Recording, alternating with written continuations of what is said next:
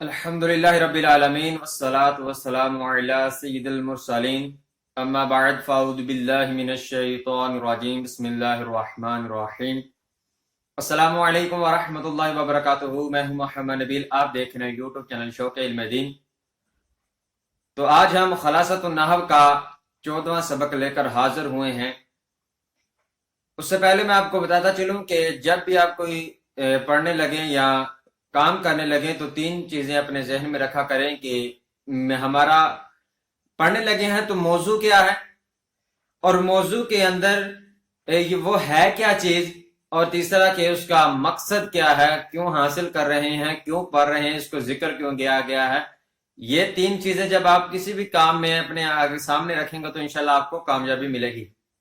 تو سب سے پہلے ہم پہلی بات کہ آج کا ہمارا موضوع کیا ہوگا، دوسری بات موضوع کے متعلق ہم دیکھیں گے کہ موضوع ہے جو ہم نے موضوع سلیکٹ کیا ہے وہ ہے کیا چیز اصل میں، اور اس کی آگے اقسام وغیرہ بنتی ہے تو وہ کیا ہے، اور تیسری بات جو ہم پڑھیں گے کہ وہ کہ اس کو ذکر کیوں کیا گیا، اس کی ضرورت کیوں پیش آئی گئی۔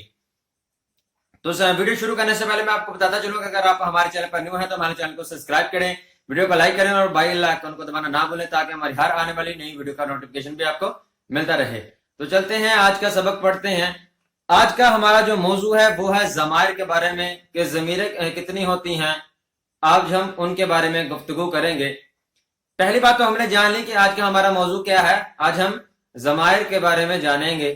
اب دوسری بات کہ ضمیر کسے کہتے ہیں، ضمائر ہوتی کیا ہے، کہتے ہیں کہ جو اسم متکلم، مخاطب اور غائب پر دلالت کرے اس کو ضمیر کہتے ہیں۔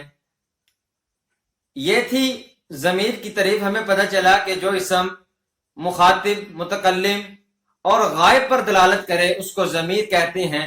آگے مزید ضمیر کی 5 اقسام بنتی ہیں، وہ ہم انشاءاللہ تفصیل میں ذکر کریں گے۔ اس سے پہلے ہم بتاتے چلیں کہ اس کی ضرورت کیوں پیش آئی، ضمائر کو کیوں پیش کیا۔ اکثر جملے میں ایسا ہوتا ہے کہ ضمیر وغیرہ ذکر کی کر دی جاتی ہے، جیسا کہ ہم یہاں پر ایک جملہ جیسے زید النصارى، اب نصارہ کے بعد یہ کیا ہے، یہ فعل ہے اور اس کا تقاضا کس کا کر رہا ہے، یہ فاعل کا تقاضا کر رہا ہے، لیکن اس کے بعد کوئی بھی اس میں ظاہر نہیں آ رہا، تو وہاں پر کیا ہوتا ہے، وہاں پر ضمیر ذکر کر دی جاتی ہے۔ جب ایسی صورت حال بنی، ٹھیک ہے، تو کیا کیا علماء نے، کیا کیا نحو کے واضح نے، جنہوں نے نحو کو لکھا ہے انہوں نے کیا کیا، انہوں نے ایک الگ طور پر اس کا چیپٹر بنا دیا اور اس کو کیا نام دے دیا، ضمائر کا نام دے دیا، جن کو ضمیریں، اور پھر آگے ان کی تفصیل بیان کر دی کہ ضمیریں کتنی قسم کی ہوتی ہے، جن کو دیکھ کر ہمیں یہ معلوم ہو جائے گا، جب دوران جملے میں یہ استعمال ہوگی تو ہمیں پتہ چل جائے گا کہ ضمیریں کتنی قسم کی ہوتی ہے۔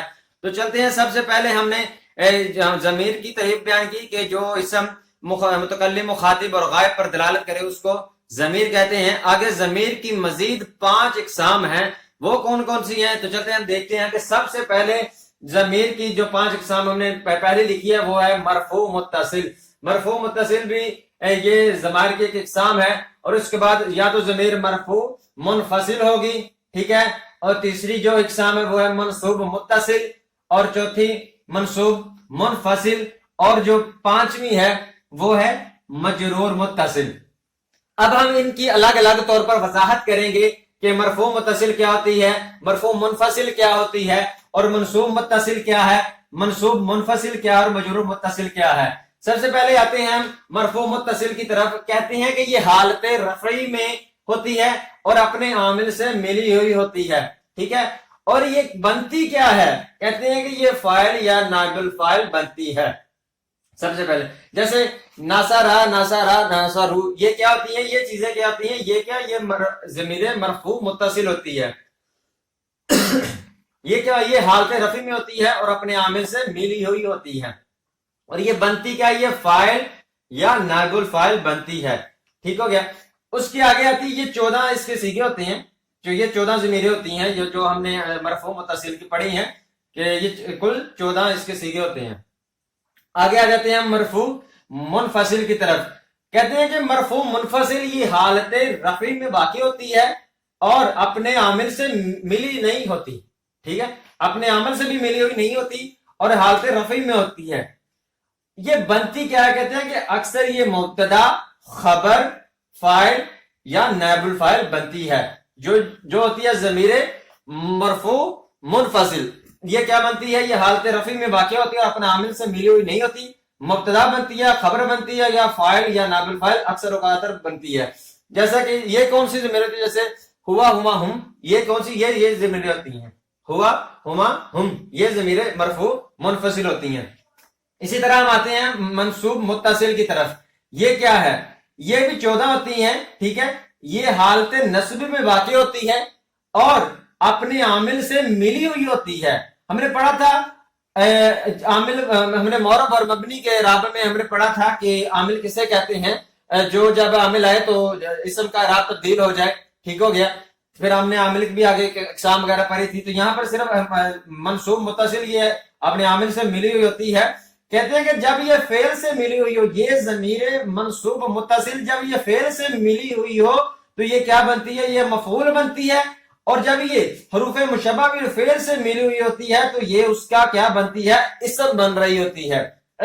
फेल से कैसे मिलती है, फेल से मिलते जैसे हम यहाँ पर मिसाल देते हैं नसरहु, नसरहुमा, नसरहुम, ठीक हो गया।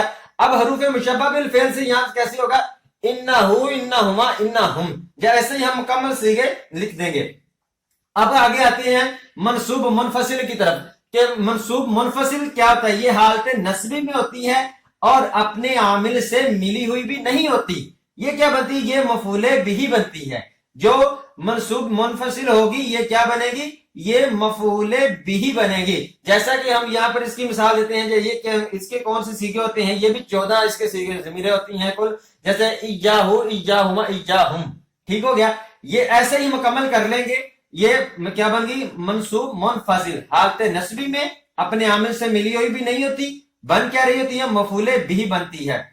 और सबसे आखिर में जो हम बयान कर रहे हैं वो क्या है, वो है मजरूर मुत्तसिल।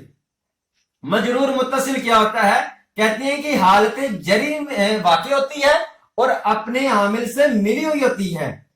कहते हैं कि जब ये इसम के साथ मिली हुई हो तो ये मुदाफ इलैह बनती है, और अगर हरफे जर से मिली हुई हो तो ये क्या बनती है, मजरूर बनती है।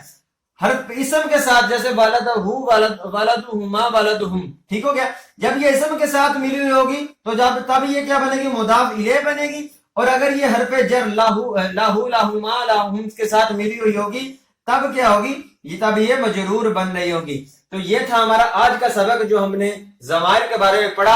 आज की वीडियो अगर आपको अच्छी लगी हो तो प्लीज हमारे चैनल को सब्सक्राइब करें, वीडियो को लाइक करें और बेल आइकन को दबाना ना भूलें ताकि हमारी हर आने वाली नई वीडियो का नोटिफिकेशन भी आपको मिलता रहे। तो तब तक के लिए हमें इजाजत दीजिए। अल्लाह हाफिज।